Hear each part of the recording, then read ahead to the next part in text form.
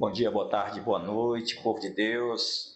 Que alegria, satisfação estarmos, nos encontrarmos mais uma vez para falarmos um pouco do amor de Deus aos nossos corações. Nesta oportunidade, nós estaremos falando sobre a Trindade. Quando nós falamos da Trindade nas Escrituras, as Escrituras vai nos falar que são três, que são Deus, né?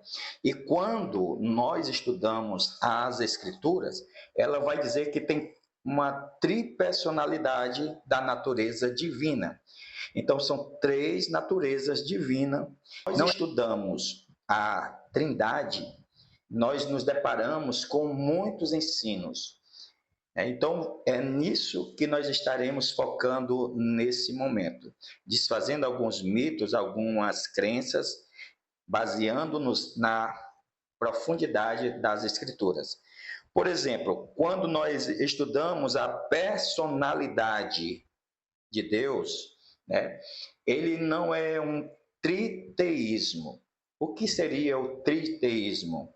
Três deuses. Como um cantor muito famoso de uma banda, que provavelmente você já louvou uma de suas músicas, ou algumas de suas músicas, a Voz da Verdade. O pastor Carlos A. Moisés, ele acredita que o Pai, ele é o Filho é o Espírito Santo e o Espírito Santo é o mesmo Pai. Então Deus estava no céu, de repente ele sentiu vontade de vir aqui na terra, andou aqui na terra, morreu, ressuscitou, voltou ao céu e agora voltou e está no meio de nós na forma do Espírito Santo. Então, na visão dele, essa é a visão correta, porque só existe um Deus. Para ele, o Pai é o Filho é o Espírito Santo e o Espírito Santo é o Pai. Mas a palavra de Deus, ela vai nos ensinar que isso está errado. Por quê? Porque são três pessoas distintas, né? Mas em uma única essência. Para você entender as Escrituras, é dessa forma. O Pai não é o Filho não é o Espírito Santo e o Espírito Santo não é o Pai, mas os três são Deus. Amém? Quando nós olhamos e nos aprofundamos nesse estudo, nós aprendemos que essas três pessoas, Deus Pai, Deus Filho e Deus Espírito Santo, eles são iguais. Então, existe ali uma chave de quatro, como eu posso falar, fatos que vai nos remeter a este conhecimento. O primeiro, o Pai é Deus. Segundo, o Filho é Deus. O terceiro, o Espírito Santo é Deus. E o quarto, há um só Deus. Então, pastor, está ficando complicado, mas vai descomplicar daqui a pouco.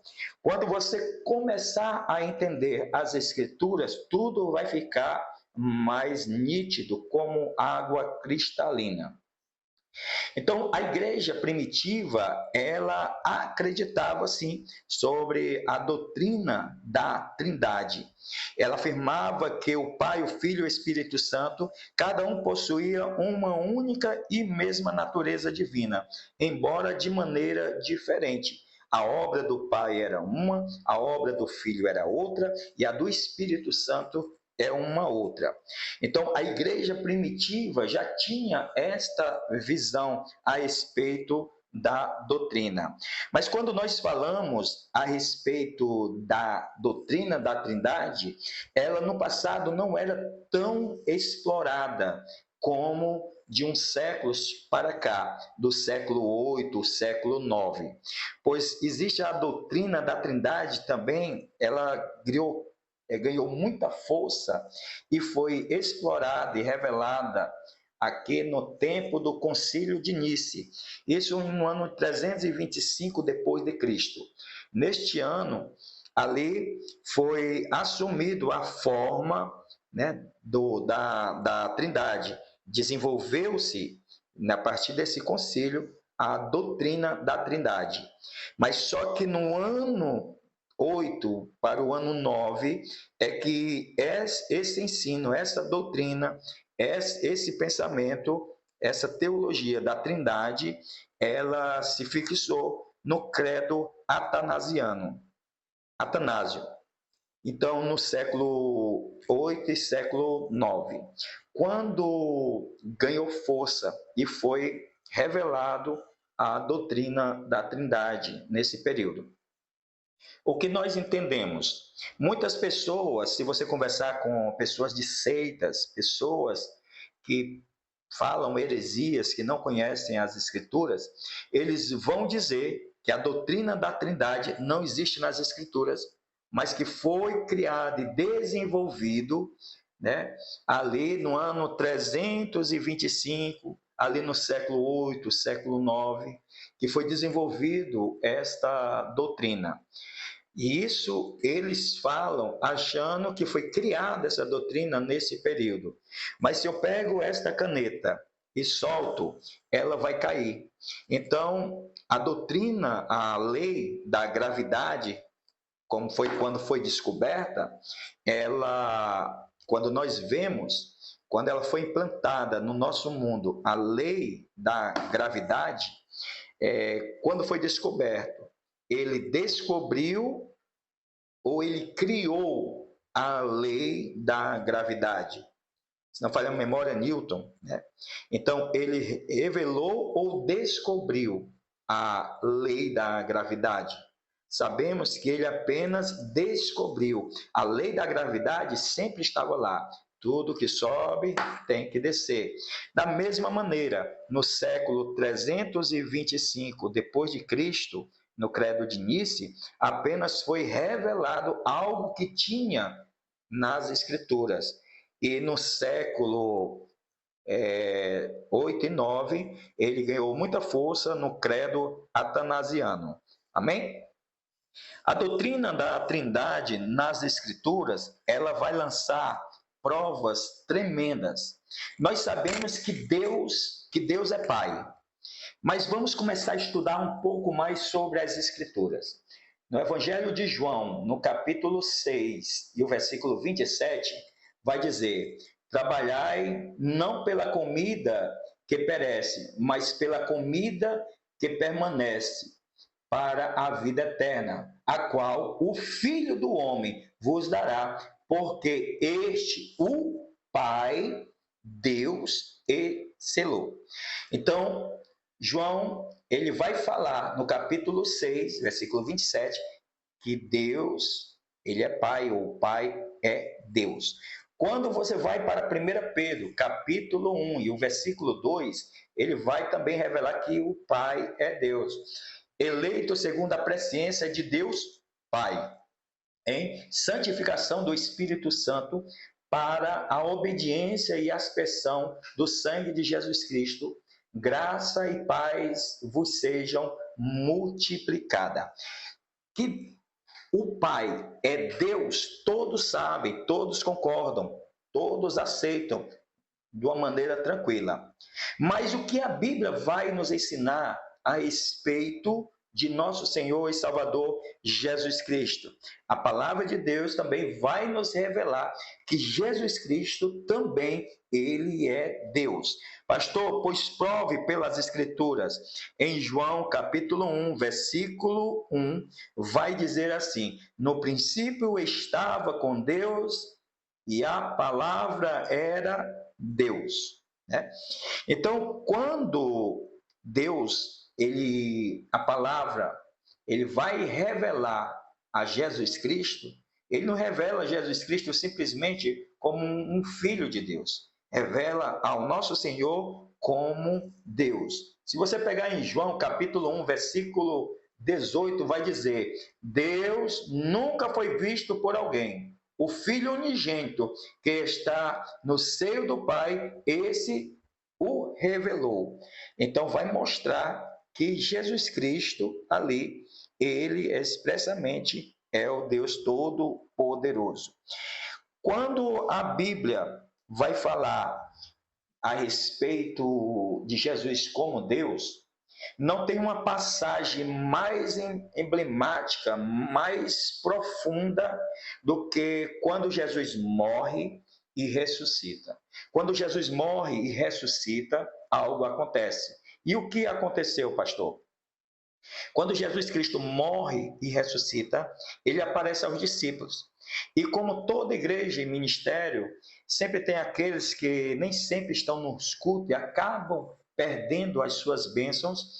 Ali a palavra de Deus que diz que Jesus apareceu aos discípulos, e quando Jesus aparece aos discípulos, os discípulos no dia seguinte falam com Tomé e dizem: Tomé, o mestre ressuscitou, ele veio, apareceu a nós. Então Tomé, ele vai dizer: ora, eu não acredito. Se eu não tocar em suas chagas, a marca onde estão os pregos, e se eu não colocar minha mão ao lado onde foi furado com a lança, eu não acredito.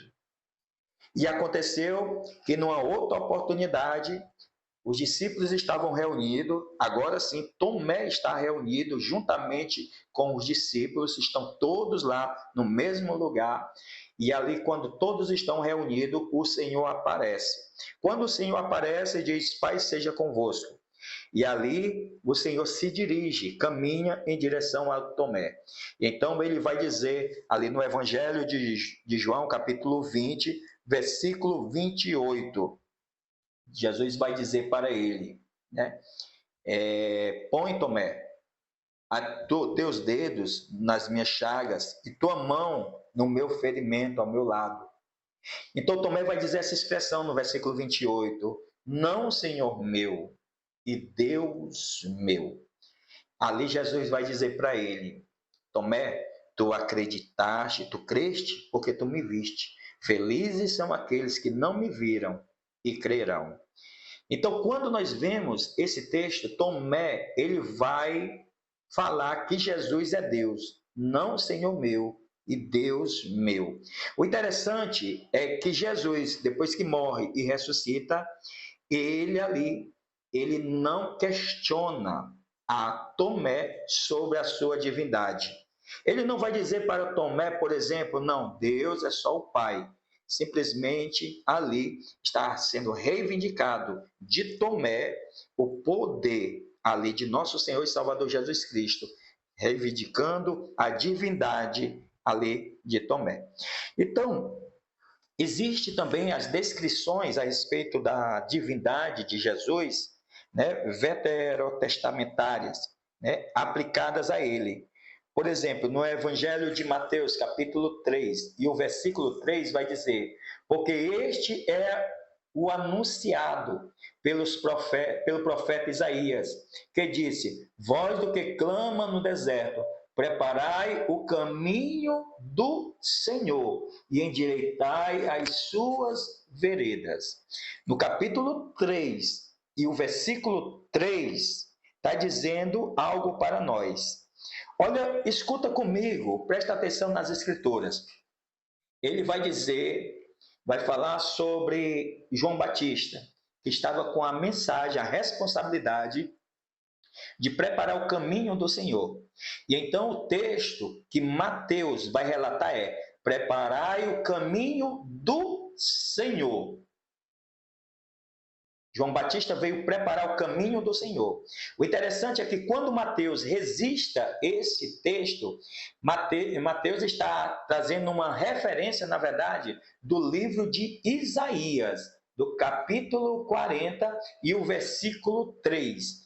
Olha o que ele vai dizer: voz do que clama no deserto, preparai o caminho do Senhor, endireitai no ermo vereda a nosso Deus. Você está entendendo? Enquanto que Mateus está dizendo: preparai o caminho do Senhor e endireitai as vossas veredas, caminho do Senhor. Quem é este Senhor? Está falando de Jesus Cristo. Mas quem é Jesus Cristo? Aí no livro de Isaías, capítulo 40, versículo 3, vai: preparai o caminho do Senhor, endireitai no ermo, vereda ao nosso Deus. Então, fazendo uma referência a Jesus como Deus. Amém? Glória a Deus. Esse termo de Senhor aqui é traduzido do hebraico para Yahvé, que é um termo sagrado e incomunicável do nome de Deus. Tá certo? Então, ele vai trazer essa mensagem para nós. Ele também possui os atributos de Deus.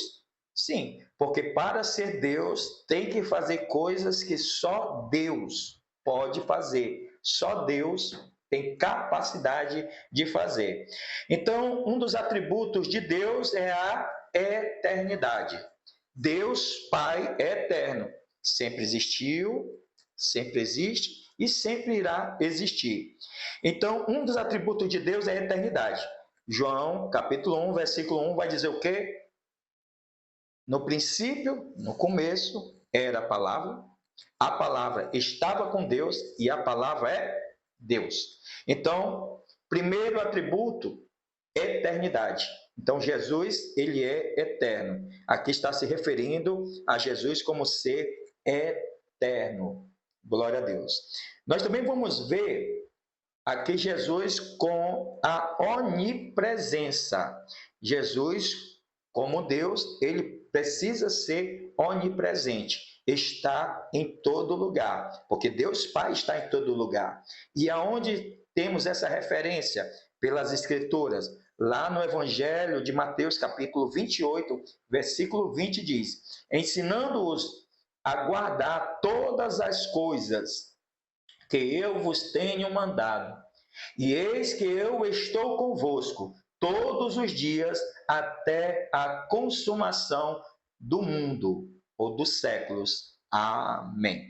Então, ele é onipresente.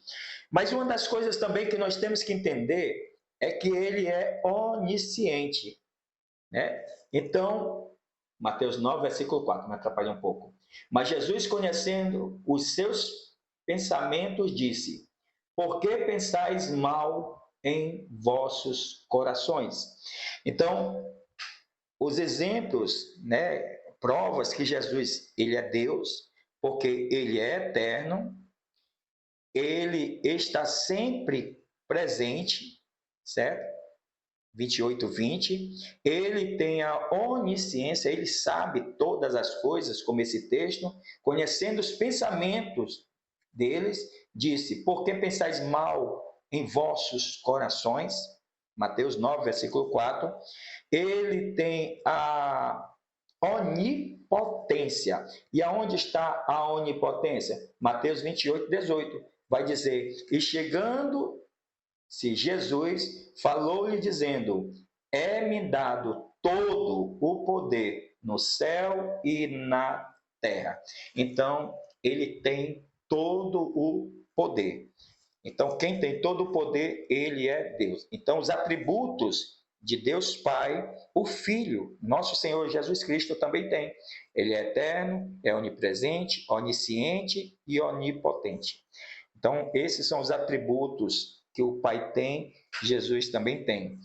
A obra de Deus também são atribuídas a Cristo na criação. Tudo que o Pai fez, tudo que foi direcionado ao Pai, também foi direcionado ao Filho. Em João capítulo 1, versículo 3 e o versículo 4, deixa eu ver aqui, é 3, só o versículo 3 mesmo está bom para nós.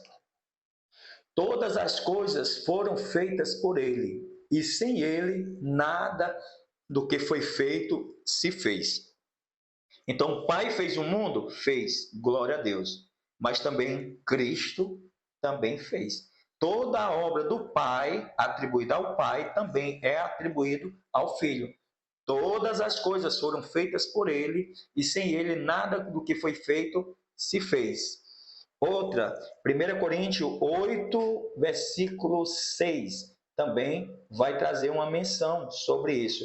8, versículo 6, vai mostrar também para nós.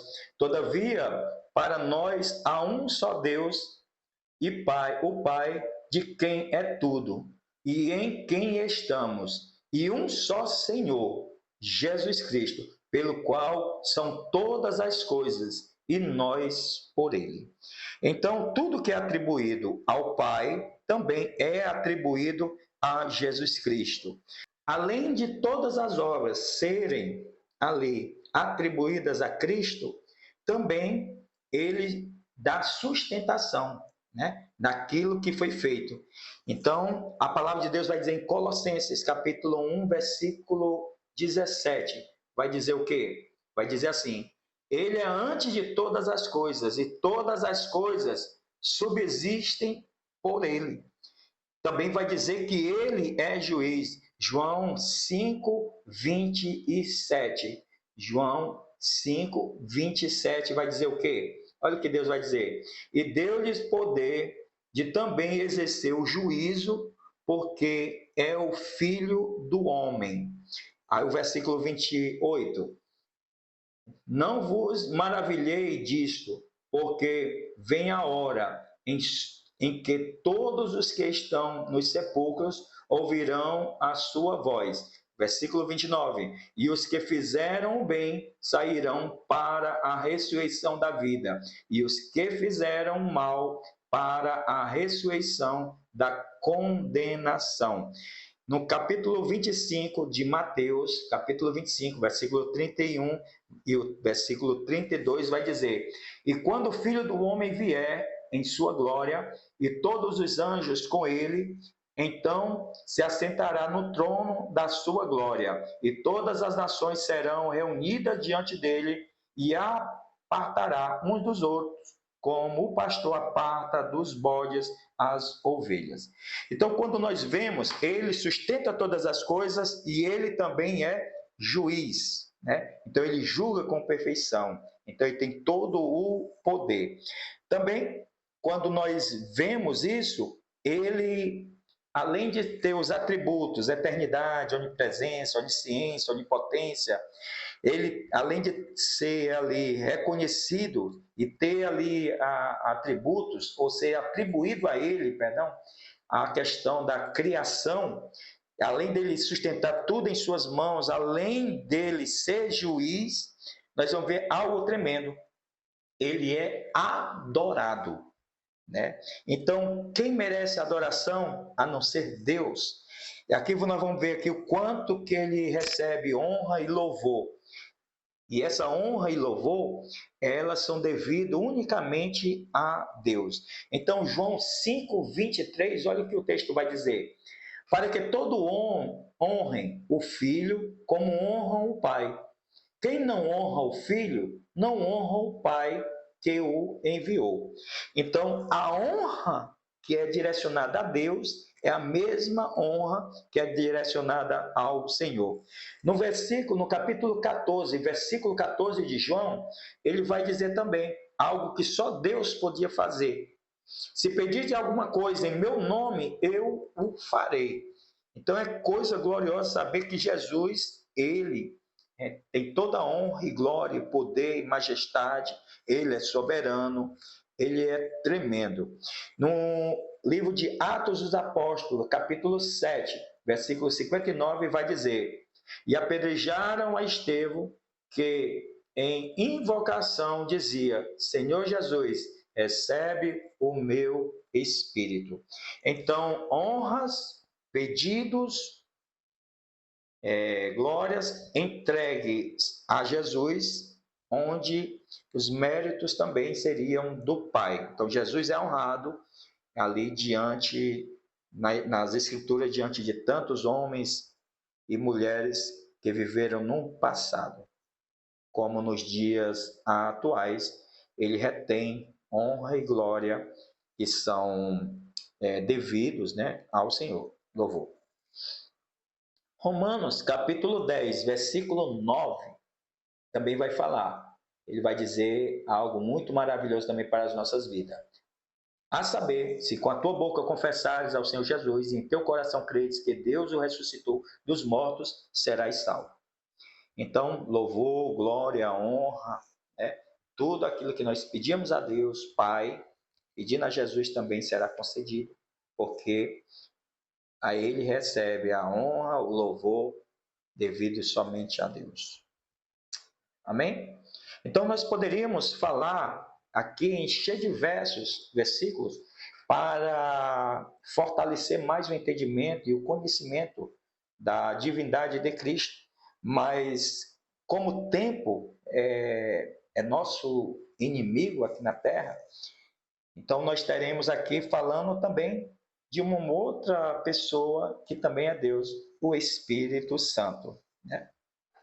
Então, quando se fala que o Espírito Santo é Deus, então fala-se dele como Deus. Quando você vai para o livro de Atos dos Apóstolos, no capítulo 5, a palavra de Deus vai dizer que existia um casal, Ananias e Safira. Ananias e Safiras, eles olharam para as pessoas que distribuíam suas herdades, sua terra. E quando eles distribuíam a sua herdade, sua terra, ali em meio aos irmãos, aos discípulos, aos apóstolos, para ser distribuída aos necessitados, ali Ananias e Safira sentiram um desejo de também contribuir, de também ofertar à igreja algo deles. Então eles pegaram uma herdade, um terreno e vender este terreno. E quando eles vendem este terreno, eles recebem o dinheiro e percebem que o dinheiro era muito valioso, tinha um valor muito alto. Então eles pensaram, não vou dar isso tudo para a igreja, não vou dar isso tudo para os discípulos, vamos guardar um pouco, vamos dar só a metade, vamos dar só um determinado valor. A Bíblia não vai revelar a parte que foi retida, que foi guardada, mas a palavra de Deus diz que lá no livro de Atos dos Apóstolos, Pedro vai chegar para Ananias e vai dizer: por que encheu Satanás o teu coração? Eu quero que você medite comigo nesse texto. Eu vou ler e você vai entender. Ananias e Safira foram entregar o dinheiro. Na verdade, Safira, a esposa, ficou em casa. Quando ele chega para entregar o dinheiro, olha o que Pedro vai dizer. Por que encheu Satanás o teu coração para que metiste a quem? Olha bem, ao Espírito Santo e retivesse parte do preço da herdade? Ele mentiu a quem? Ao Espírito Santo, né? Aí quando nós vamos para o verso 4 diz: guardando não ficava para ti, e vendida não estava em teu poder? Por que formaste esse desígnio em teu coração? Aí essa parte aqui vai completar. Não mentistes aos homens. Quem é que ele estava mentindo? No versículo 3, estava mentindo ao Espírito Santo, não é isso? No versículo 4, ele vai dizer: não mentistes aos homens, mas a Deus. O Espírito Santo, ele é Deus. Então a palavra de Deus vai dizer também em 1 Coríntios, capítulo 3, e o versículo 16. Vai dizer assim: não sabeis vós que sois, olha bem também, vamos juntar dois versos para você entender. Não sabeis vós que vós sois o templo de quem? De Deus. Você, eu, nós somos templo de Deus. Mas qual Deus que nós somos templo? E que o Espírito de Deus habita em vós. Opa, eu sou templo de Deus. Quem é esse Deus? O Espírito dele habita em nós. Mas eu quero uma coisa mais profunda, pastor. Muito bem. Paulo ainda vai continuar a dizer, no 6, no versículo 19, de 1 Coríntios. Ou não sabeis que o vosso corpo é o templo do Espírito Santo? Não é de Deus? Templo do Espírito Santo, que habita em vós, proveniente de Deus, e que não sois de vós mesmos. Então, nós somos templo de Deus, e que, na verdade, nós somos templo do Espírito Santo, que é Deus. Amém? Então, espero que você tenha compreendido isso, essa parte aqui. Então, nós somos templo do Espírito Santo. Aleluia. No capítulo 12 de 1 aos Coríntios, também vai falar algo sobre o Espírito Santo. Vamos seguir alguns versículos, do 4 ao 6. Ora, há diversidade de dons, mas o Espírito é o mesmo. Tem muitos dons, mas só é um Espírito, é o mesmo. Há diversidade de ministério, mas o Senhor é o mesmo. Versículo 6.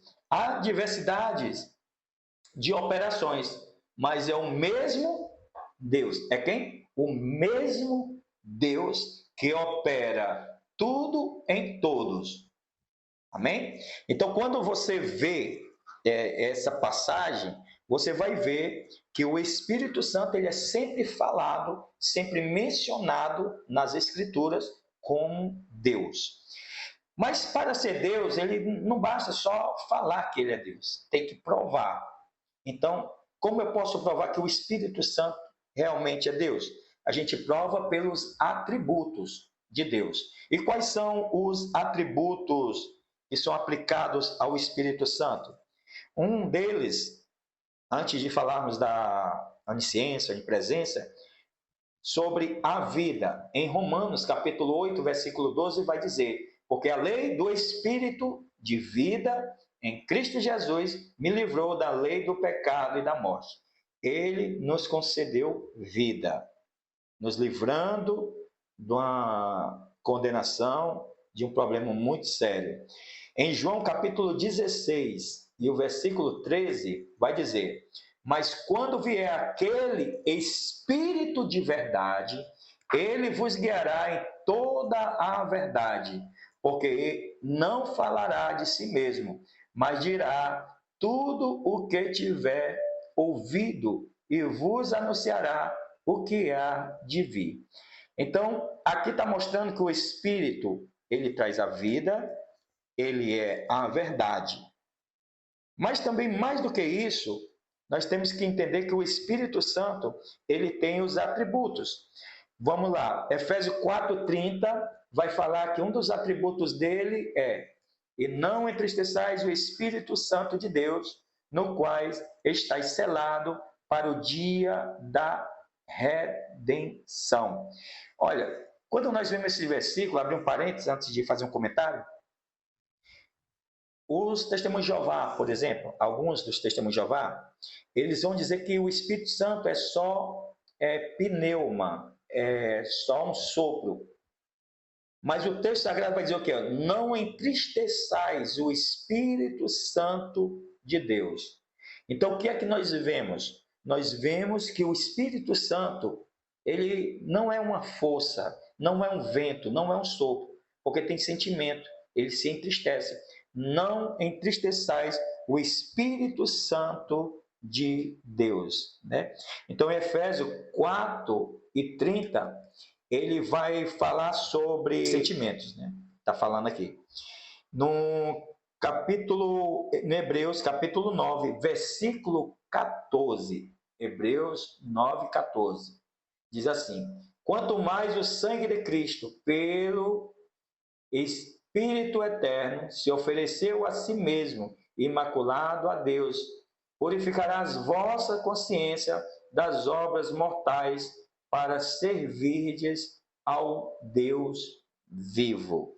E então, quando você lê este versículo, você vê que ele é eterno, né? O Espírito Santo, ele é eterno. O Espírito eterno, no versículo 14. No Salmo 139, versículo... Deixa eu puxar aqui. No Salmo 139, versículo 7, vai dizer assim. 139, versículo 7. Salmo 139, 7. Para onde me irei do teu espírito? Ou para onde fugirei da tua face? Não tem onde. O Espírito Santo está em todo lugar. Né? Para onde me irei do teu espírito? Ou, em outras palavras, para onde eu vou fugir do teu espírito? Ou para onde fugirei da tua face? Porque onde eu for, o Espírito está lá. Então, a onipresença do Espírito. Também ele sabe todas as coisas, ele é onisciente.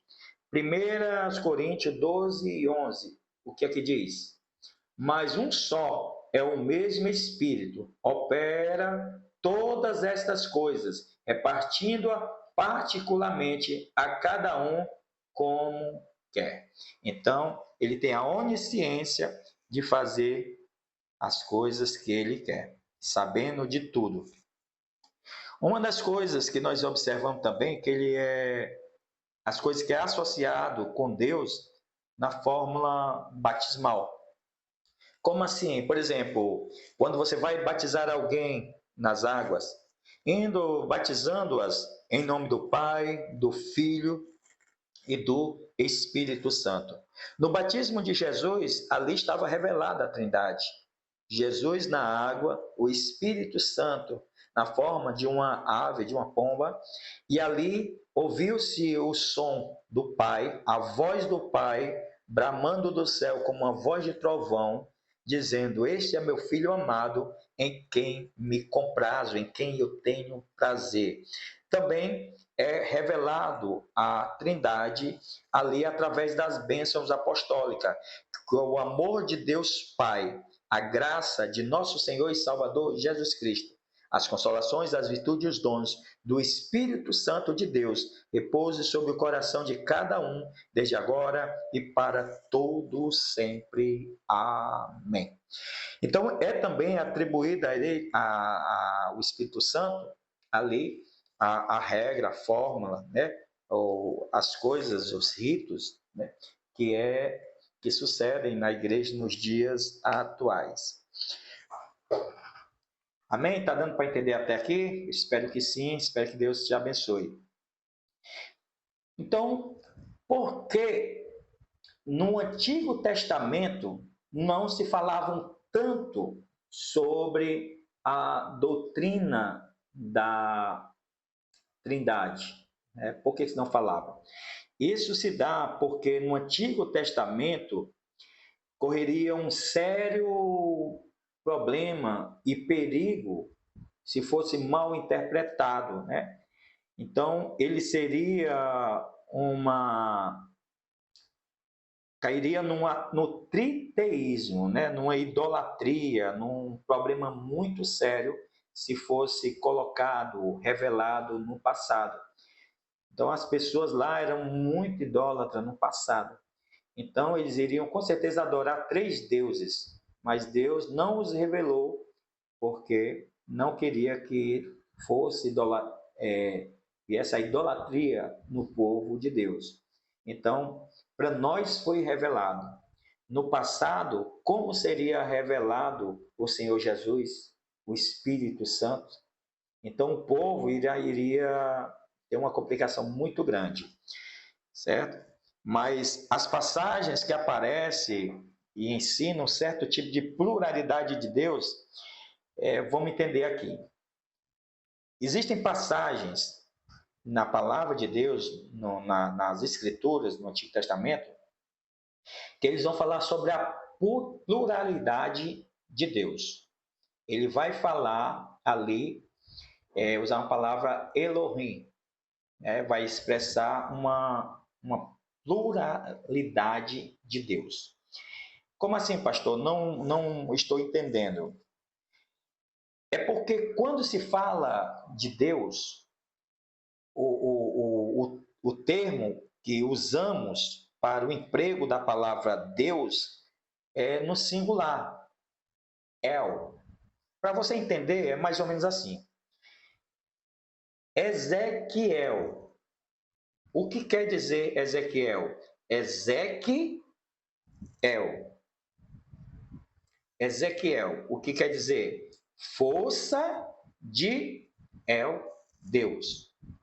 Samuel. O que quer dizer Samuel? Ouvido por Deus. Então, todo nome de profetas, de sacerdote, de personagens na Bíblia, que você tem essa expressão ela vai falar da expressão de no singular, entendeu? Que quer dizer Deus. Então, Ezequiel, força de Deus, Samuel, ouvido por Deus. Toda a palavra está no singular, mostrando que Deus é somente um. Mas quando nós vamos para o texto e a gente vê lá, em alguns textos, Elohim, Elohim, né? Quer dizer o quê? Está usando uma palavra para atribuir a Deus no plural. Então, por que ele vai usar essa forma de pluralidade no Antigo Testamento? Porque existem textos da Bíblia, não sei se eu já mencionei aqui, que vai falar sobre Deus, né? No primeiro versículo, Deus Pai, no princípio criou Deus os céus e a terra. O segundo, o Espírito de Deus pairava sobre a face das águas. E o terceiro, Jesus Cristo, né? Com a palavra. E disse Deus, haja luz. Então, Deus, para fazer o mundo, né? Pronunciou uma palavra, mostrando que Deus estava com ele na criação do universo, do mundo. Por isso que lá em João diz, no princípio criou Deus, no princípio estava com Deus, no princípio era Deus, né? Todas as coisas foram feitas por ele, nada do que foi feito se fez. No princípio era a palavra estava com Deus e a palavra era Deus. Então, quando nós olhamos os 3 primeiros versículos da Bíblia, está lá falando sobre Deus. Então, em alguns textos vai falar Elohim, Elohim. Então, quando se fala Elohim, está se colocando Deus no plural. E por quê? Porque lá no Gênesis, capítulo 1, versículo 26, vai dizer: façamos o homem. Façamos está no plural. Mais de uma pessoa estava fazendo o homem, no singular. Façamos o homem, conforme a nossa semelhança. Amém? Então, alguns textos vai usar, por exemplo, quando o homem pega do fruto e sai, né? Então, ele vai chegar ali no jardim e vai colocar o homem para fora do jardim. E aí vai dizer, coloquemos, vai usar no plural, coloquemos querubins para que o homem não volte e coma, tome da árvore da vida e fique como um de nós. Abri um parêntese.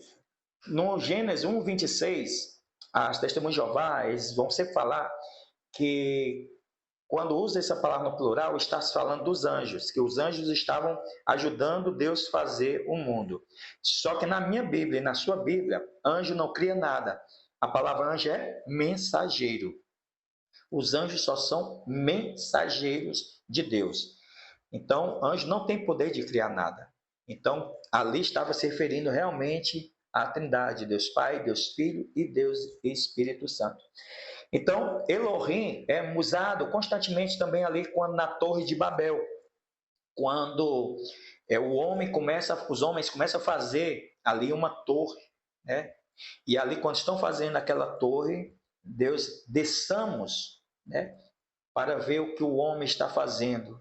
E aí quando viram, confundamos os homens em suas línguas. Então ali ele também vai usar no plural.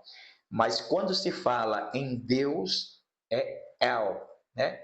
Como eu disse, né? Samuel, ouvido por El, quer dizer Deus, né? Então, El. Espero que você tenha entendido.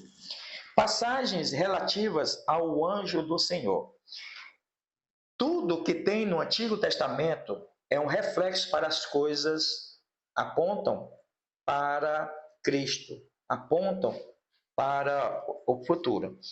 Então, quando Jesus diz, eu sou a luz do mundo, ele estava mostrando que o candelabro lá do santuário, ele estava fazendo menção que ele era a luz do mundo. Então, o candelabro, ele remetia a Cristo.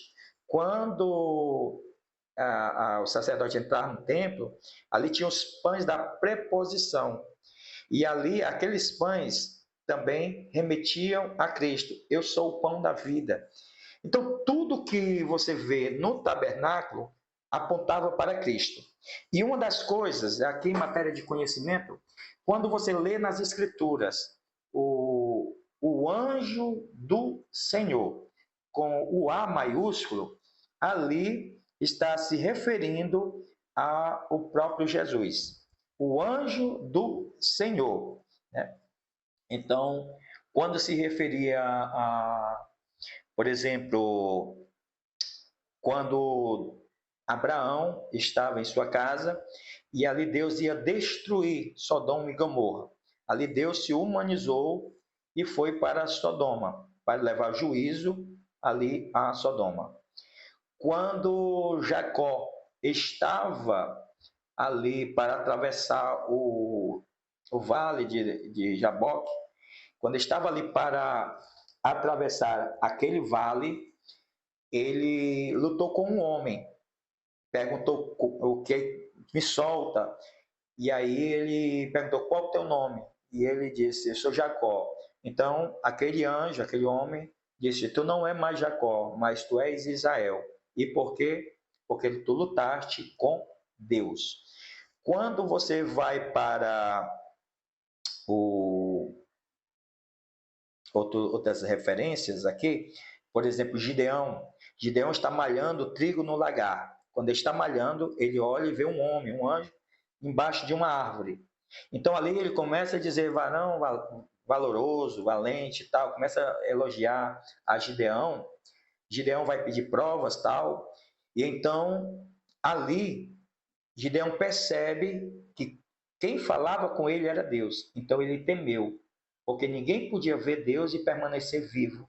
E ali Gideão vê Deus e aí ele começa a sentir medo de morrer, né? E aí Deus vai confortar o coração de Gideão, dizer que ele não precisa ter medo, pois Deus não iria ceifar a sua vida. Quando você vai para Sansão, você vai para o pai dele, e Manoá. Manoá está ali, Deus está dando, o anjo está dando informações a Manoá, né? E aí Manoá pergunta quem é, né? E aí ele se revela para Manoá. Então, toda vez que se tem a palavra o anjo do Senhor, né? É Deus humanizado, né? Ali aparecendo na forma humana para prefigurando a vinda final em carne, ou seja, que Jesus viria em carne aqui nessa terra. Amém? Então, esta é uma doutrina muito profunda, não dá para estender muito, você observa que não, eu poderia aprofundar de maneira tremenda esse assunto, mas eu acredito que a partir daqui você já vai começar a entender melhor sobre a Trindade. Existe, a partir da próxima aula, nós estaremos falando sobre os decretos de Deus, né?